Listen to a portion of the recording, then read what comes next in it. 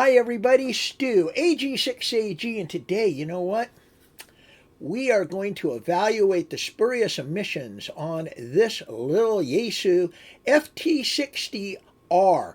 This is a go-to HT for new amateur radio operators. I happen to love this radio. It is a dual band 2-meter 440 radio, and we'll be testing the 2-meter sides of it on a spectrum analyzer to see what the spurious output is and also verify its power output. I need to remind everybody that these tests are for entertainment purposes only. We neither certify or claim out of certification any radio that we are testing. We are only showing the results of the tests that we're doing. With that, one last thing, do me a favor. If you like my videos, go ahead and subscribe. When we come out with more of these testing videos, you'll get a notification. Also, if you like my videos, click the like button. It gets that video in front of more people. With that, let's get going. All right, so let's get to it. We're going to run our test today on the FT-60R.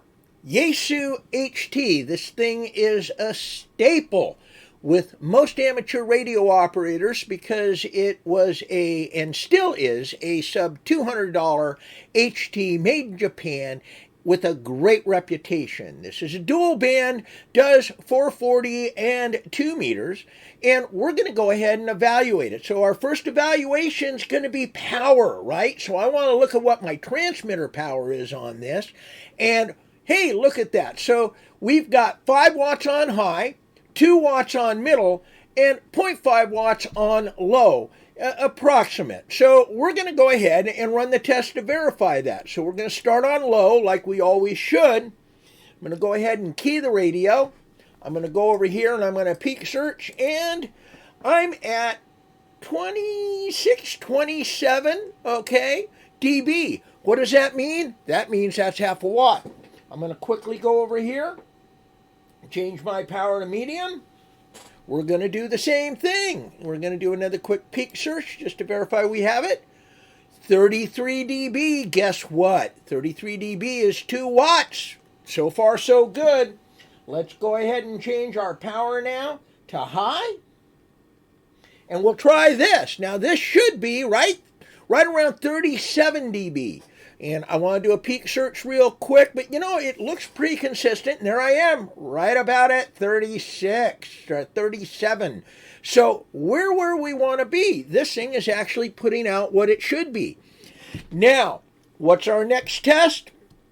Let's go ahead and look at harmonics, okay? And we have our harmonic table difference and everything else that we're going to be showing you. So don't worry about that. We're going to have a nice spreadsheet up that shows you the transition. If you're wondering how we figure out the dB power loss, all that stuff, over such a wide frequency range using the attenuator that we're using, I have a whole video on that, and that should be the first video in my radio evaluation playlist. So check that out. It's interesting. It's about 10 minutes, but it kind of explains how we're setting these tests up. Okay, so let's go ahead and pop off the test for harmonics. So, right back to you.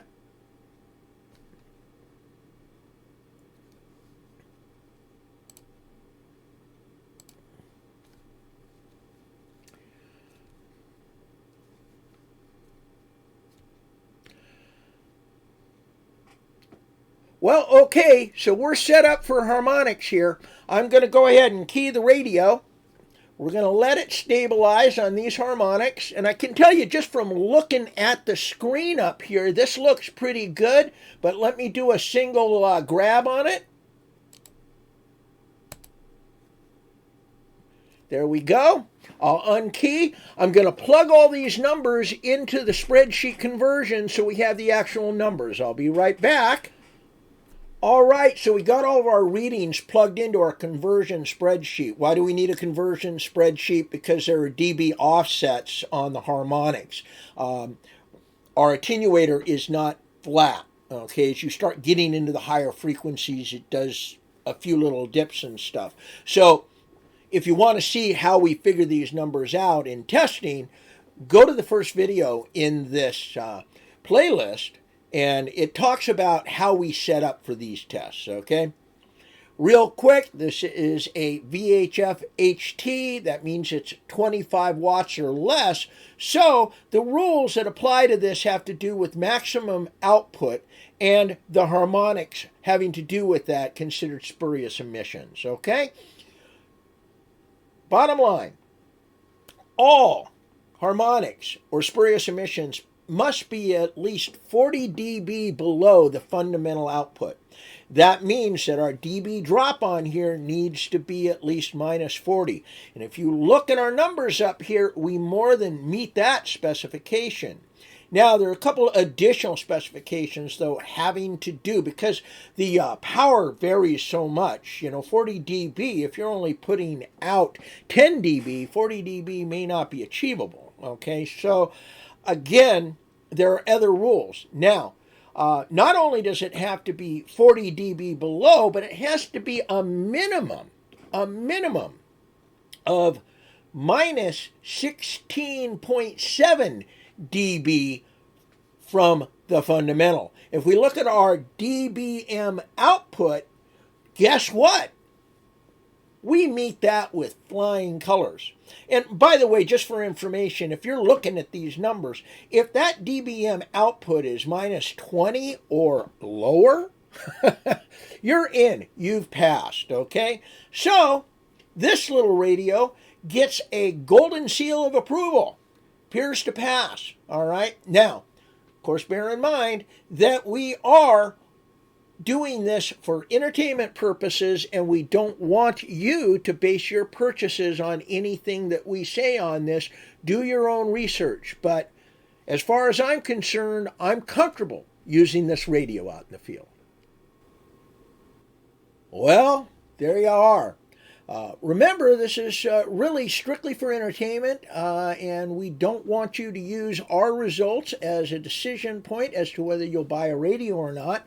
Although, sometimes you look at these and they look fairly obvious. If it's borderline, it's borderline. If it's really, really obvious, well, there's a good chance that it's probably right. But we don't certify that. Anyway, thank you so much for joining us. And again, if you want to learn about how we set up for this test, go ahead and watch the first video in this series. It has to do with setup and calibration and all the things we do to make all of these dB readings a little closer than abstract. Anyway, with that, this is Stu, AG6AG, and I hope to hear you on the air.